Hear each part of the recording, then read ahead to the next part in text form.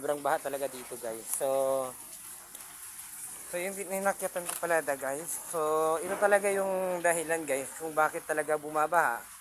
Ayan. Tumatambak na yung mga basura dito guys. Na sobrang baha talaga guys. So yung mga basura talaga dito guys, tumatambak na talaga guys. So ayan guys, oh, yung basura guys, tumambak na talaga dito sa daanan. Basura, sabi mo. Saan ba galing yung basura? Sa ilog. Kaya nga tumambak eh.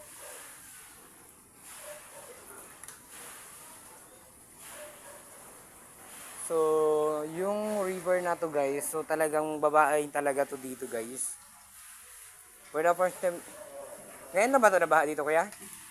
Ngayon na ba to na ganito bumabaha? Lagi yan. Ah, lagi ba? Hello eh. Lagi yan. Malasa mo yung mga baka. So, ngayon guys, so lagi-lagi daw pag lumalakas yung ulan dito guys, so bumabaha daw talaga dito guys.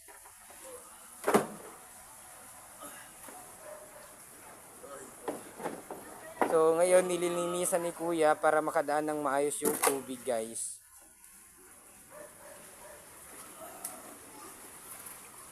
Yan. Kasi sobrang kana kasi to guys eh. Kasi yung mga basura guys, galing dito sa itaas guys. So,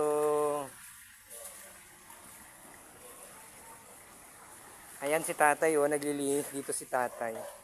Para yung tubig ay bumaba.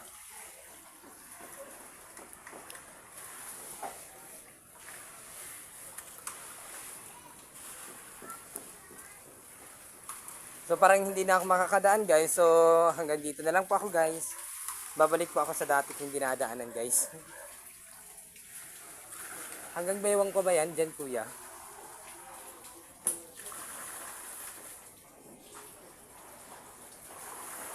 Talagang malalim talaga yung tubig dito guys. Pag bumaba ka hanggang baywang daw talaga to eh. So hahanap na naman akong bababaan ko guys. Ano ba ta? Ayan. Ayan, kahit si nanay oh, kahit may tindahan, nababaan na rin si nanay. Parang nahihirapan yata to sila matutulog ngayon kasi sobrang baha. So hanggang tuhod ko pa lang ito guys.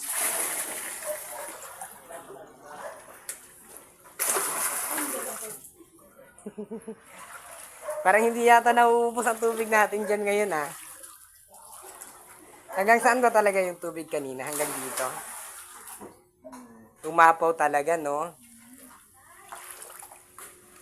So makikita nyo talaga guys oh, ang apo-apo ng tubig talaga guys.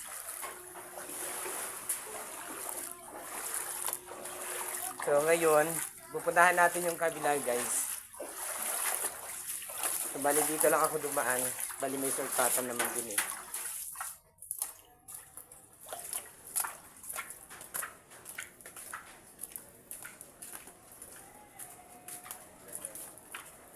So papasok po ako dito ngayon guys. So para mapuntahan na naman natin yung ibang lugar na nabahaan talaga guys. So ayan o.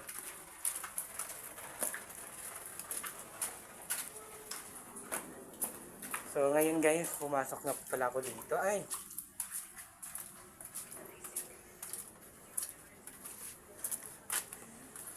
Hanggang dito talaga yung kanbaha guys. Yan o.